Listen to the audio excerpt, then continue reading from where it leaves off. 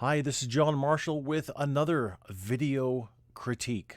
This time it's the color guard for Forest Park High School in Virginia. This critique actually is brought to you by my WDA adjudication manual. It's the only manual for contests, for drill meets. The only one in existence. There's that manual, and then also there's even a continuation of nitty-gritty, it's very dry, but it's very good information for judges for drill meets. All right, so let's start here with our critique.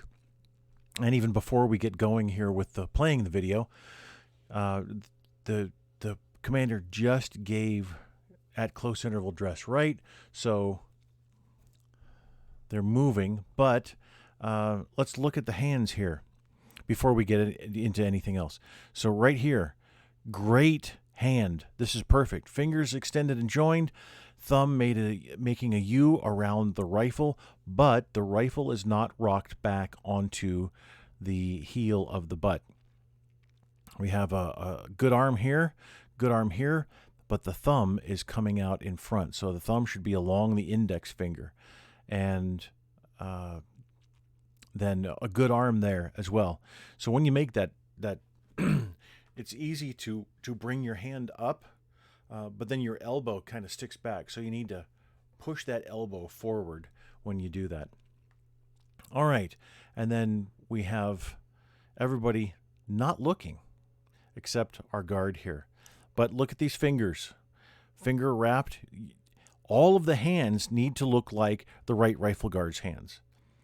All the fingers need to be extended and joined, not in front of the staff. Excuse me, not in front of the staff. And then even when the colors are cased, when you first fall in, check your spade. Even if the colors are cased, check your spade.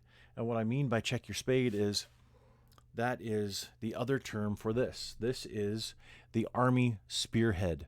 The Army spearhead is the only spearhead authorized for every single service color guard. It's the only one authorized for every single one. Now, with local funds, you can purchase the battle axe, and I don't have got it out in my trailer. I have a battle axe, but I don't have it with me. But the battle axe is for Navy and Coast Guard teams, and with local funds you can purchase those. That's not a problem. But then all of the flags have to have the battle axe.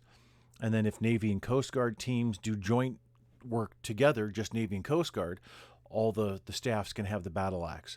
But if you do any joint service work with any other service, you have to have the Army spearhead. All right.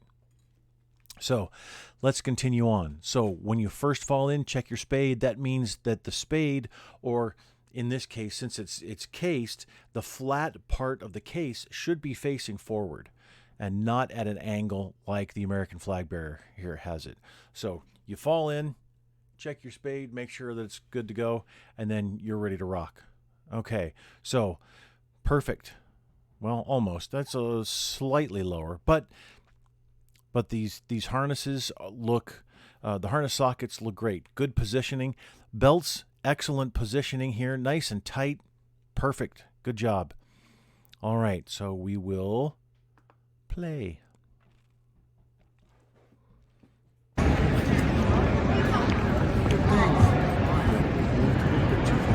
Righty, run. So that wasn't dress right. So when you call, everybody has to look, don't they? So you did this more informally rather than formally, but get in the habit of doing it formally so that you won't have a situation like this where it's kind of sort of, yeah, okay, I'm meeting the elbow. You're in formation, so do it formally. All right, so you need to get in that habit. See how on national color bearer, Righty, run. you actually moved away from Harry, too far. colors. Yes, good job on that. Forward. Now, let me I really like this grip. Honestly, I think this is the grip that the Army needs to adopt. The thumb behind the staff grip, because the thumb in front is just utterly useless. It really is. You might as well not even have your hand there. Actually, I don't know why you have your hand there, but I guess maybe it's a tradition type thing. So these grips, perfect, excellent, great job. However, the training circular has drawings, unfortunately, but the drawings seem to show the thumb in front, of the staff. And now I've seen some active duty color guards where the thumb is in front, thumb is behind, but I would suggest using the thumb behind grip because it is useful, especially if you're outside, windy day. You can actually do something since your thumb is behind. But if the wind picks up suddenly, like if you're in a parade, you're at carry in a pass and review, then you're able to take care of the staff, the harness, and really hold it in place. That's no problem. But with that thumb behind, however, the thumb in front position is just silly to me. However, that seems to be what the technique should be. So donut here, index finger split, no donut here, no index finger split. See, there's the the heel of the butt of the rifle. That shouldn't be there. Your index finger should be in front of the butt there. Right, rifle guard. Arch. All right, left rifle guard. You're swinging your arm over in front of your body at a slight angle. So we have, it looks to be pretty close to matching arm swing. Left knee. However, if you notice, yeah, I always tend to point to my screen. If you notice the arm swing, the back swing is not 6. The back swing is more like 2 here. So let's go back just a hair. Let's watch that. Forward. Arch. Should be 6 to the rear, even on that first step. Left knee. Arch. Left guard. 6. Good job. Forward. A little bit of a tempo increase there. Left knee. Arch. So you don't want that. Timing is a little bit off there. Forward. Arch. Color. There's a big Halt. difference. Swing. Arm. So as you halt, you can see that heels back here, heels in front, or ahead. So alignment on that halt wasn't all that great. And that is because, let's back up 10 seconds. The alignment's not great because the left rifle guard took a little bit shorter end step. That end step of color guard, or in this case colors, halt, step, close. That step is the end step, and then you bring the trailing foot together. So you need to make sure that all of you are taking that exact same end step before that close. So let's go back a little bit more. Forward. Arch. Color.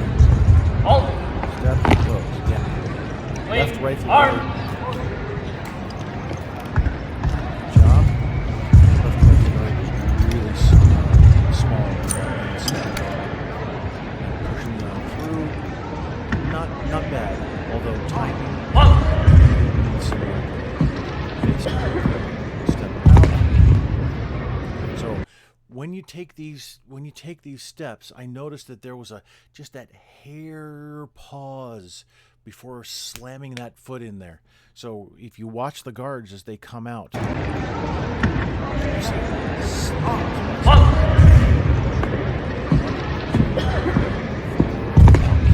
can see that 4 pause, or just that 4 and then close. Actually, it should be the heels close. So you don't want that. What you want is a 1, 2, 3, 4 close, right in succession. That same tempo without any extras. No extra. It's not extra sharp. It's out of tempo, and it doesn't it doesn't create a smooth flow. One case. Color. Out. Not bad. All right. So, when you bring the staff out, I appreciate the bringing the staff down into the left. I mean, that's the end result of the Army technique for the guidon, but I suggest a slight change to that, to where you bring the staff out and meet the staff with that left hand up high. That's the raised guidon technique, and then you come forward for present for the guidon, but obviously it's not present here. It's for that uncased sequence.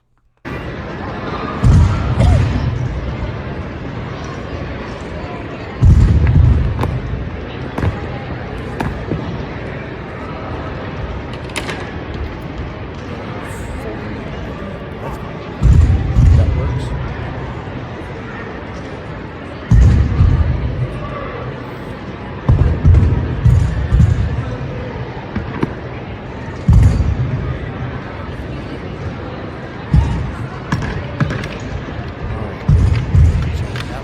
A bit fast. It's not a speed race. What you're supposed to do is unfurl until the spade is flat, and obviously if you're a little bit shorter, then you're going to have to raise the flagstaff just a bit, so that the flag isn't in danger of touching the ground. But as you unfurl, you end with the spade flat.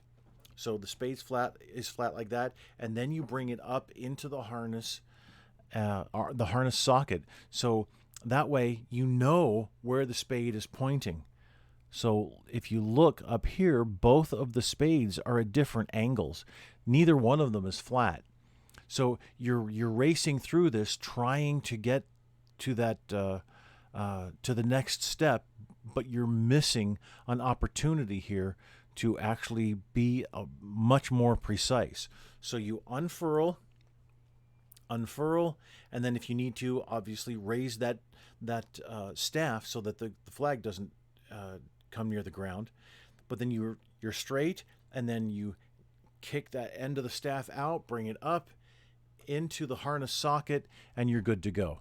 Now, carrying the state flag, I highly suggest following the TC and carry the AJROTC flag. Reset. Arms. Good technique. Order. Guards. Arms. Great. You're carrying the cases properly. Held that sling properly. Side step over. Oh, okay. Nice. Harness into the belt. Nice and quick too. That was really good. I appreciate that.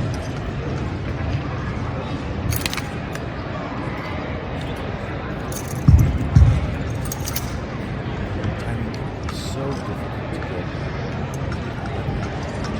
Not bad. Reset. Off, Arm. but not bad at all. Great hand position. Drill Sergeant. Cadet First Lieutenant Nicholas Bills up from Forest Park High School, Plum Battalion 15721, Forest Park Drive, Virginia 22192. Awesome. Requesting permission to utilize your drill pad. Looks like TC great 3-21.5. rifle guard. Drill Sergeant. Right hand is perfect. Left hand is a. Thank you, Drill Sergeant. It Order. looks good. Arms. Left hand does look good. It should be Colors first. Arms. the metal of the upper receiver. So speeding up quite a bit. I suggest a metronome. Forward. Arms. Everything to that metronome. Left view. Arms. Colors reverse was incorrect. Colors reverse isn't a series of flags. It's actually a series of facing as in facing.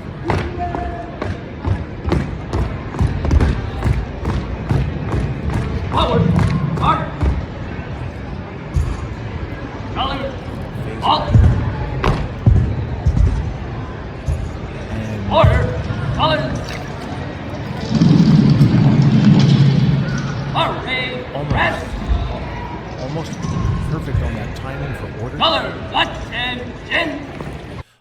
So you came to attention before calling to attention. Now, it's interesting because the Air Force manual is the only manual to specifically say if the commander is part of a detail or a staff, then all the commands are called from whatever position that the detail, the staff is currently in. So that would mean that Air Force teams are supposed to call commands from parade rest in this case because of being part of the color guard. Now, and we do that in the ceremonial world. Nobody changes their position. So I'd be interested to know if Army and Marine Corps technique actually allows that. Now, I haven't found that in either one of the manuals, but I think it would be interesting to have both the Army and the Marine Corps look at that and have Airfield, color. Have that. Good. Forward, march. Add that to their Right, march. right Forward, march. get started. Right, march. Forward, march. Sounds almost Right. like you're stomping. March. Forward, march. Right, march. Yeah. Right guard. Oops, I'm sorry. Forward, Right march. guard, you're not marching in place. That's why it's taking Right. the team. March. Yeah. The left guard is having to take really large steps to make it around. Right guard, stop it. Stop it right now. As a matter of fact, look how, see the shoulders here? And then see the shoulders here and here and here. Everything should be a straight line here as far as the shoulders are concerned. But your right guard, you're not only not turning in place, you're actually marching forward in a tiny, but it's still marching forward in an arc. And you're not supposed to do that. You're supposed to be marching in place, marking time for the rest of the team so that they can move in that 6 steps.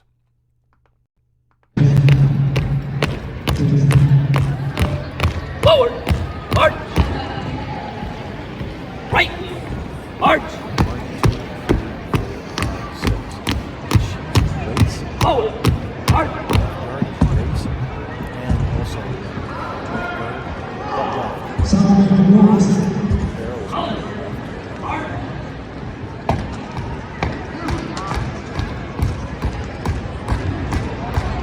Forward, march.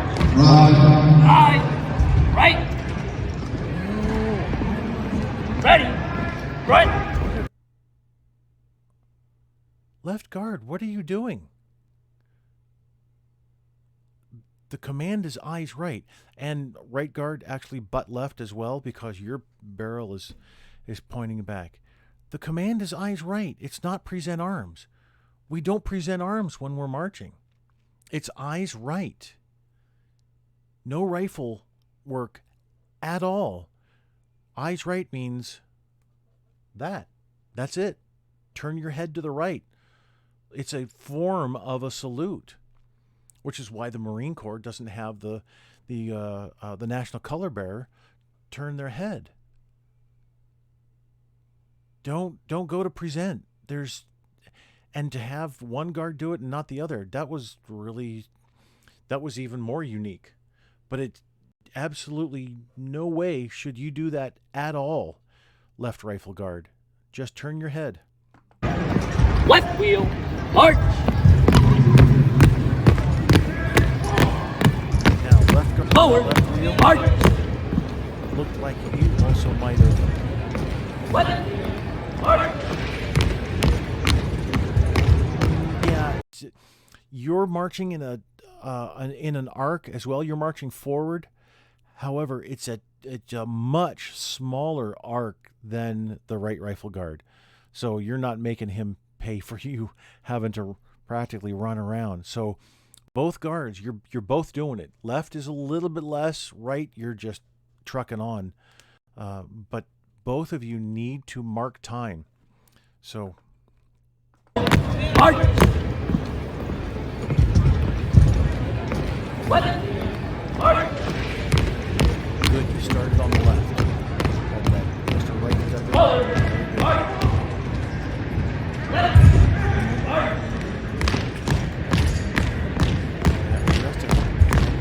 Forward. Mark. All move forward just a bit. Color. Halt. Commander. Breathe back. I noticed is when you call halt, you've done it a couple of times now. As soon as you call colors, your feet slow down. And then you call halt, but then there's in between all of those, in between the two commands and then the proceeding steps after that, you are out of phase with the rest of the team. Your heels hit slower or later than the rest of the team. For those, as soon as you say colors, you've done it a few times. So you have muscle and visual memory on doing that. So try to coordinate that a little bit better. And by all means, march to a metronome. Set your tempo for 120. You have anywhere from 116 to 124. But set your tempo for 120 and try and march. Every single marching step needs to be 120 for the Army. Every single marching step, whether it's half, full, or marching in place, or even backwards marching, all 120. Arm. Drill Sergeant, Cadet First Lieutenant Nicholas Bills on Forest Park High School, Room Battalion, requesting permission to leave your drill path. Drill Sergeant. Nicholas Bills on Forest Park High School, Room Battalion, requesting permission to leave your drill path. Drill Sergeant. Cadet First Lieutenant Nicholas. So I want to make a mention here. All right, so when we're at present, the front sight of the rifle needs to be at eye level. But what do we do if we have two shorter stature individuals here?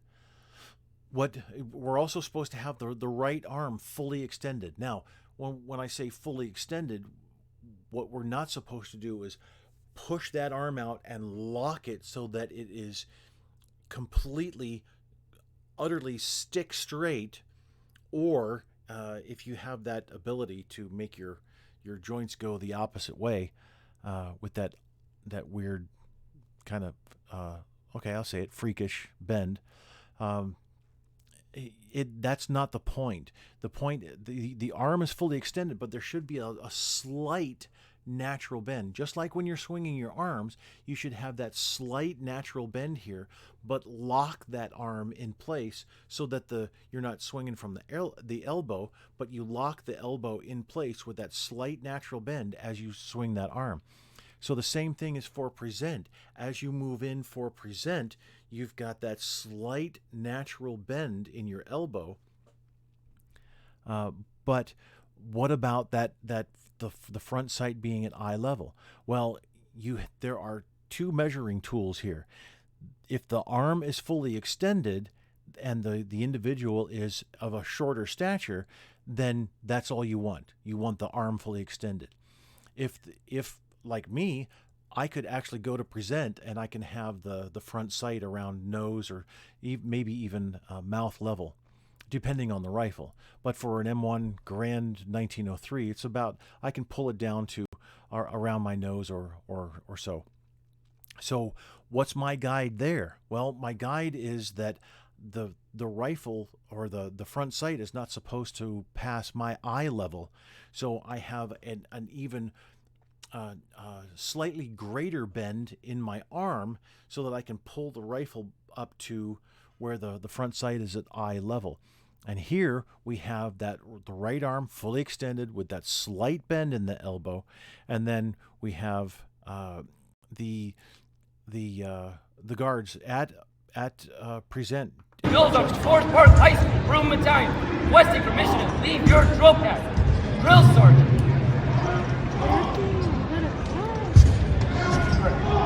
Thank you, Drill Sergeant.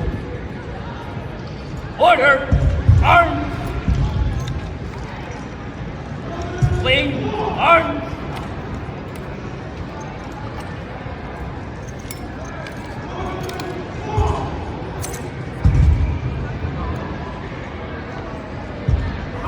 Close.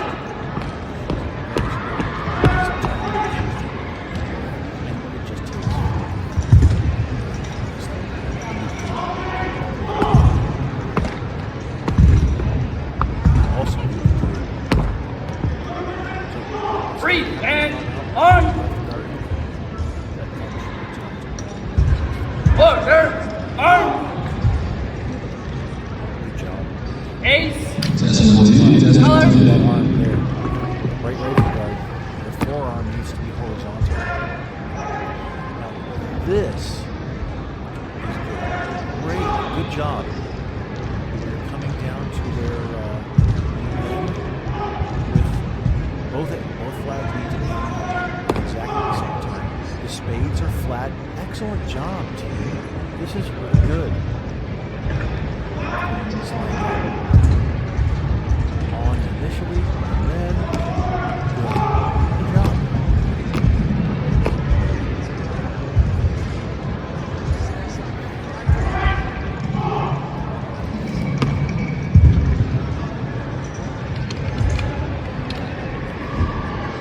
Close.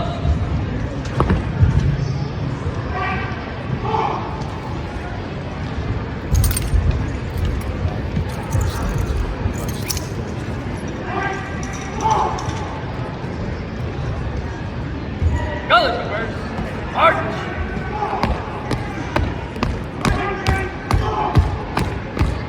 Forward. March. Biggest thing here is the Right. tempo. March. And then also Forward. March. three big things. So the tempo is good. Right. Marching March. marching the wheels, the guards staying in Forward. place, March. which is very strange.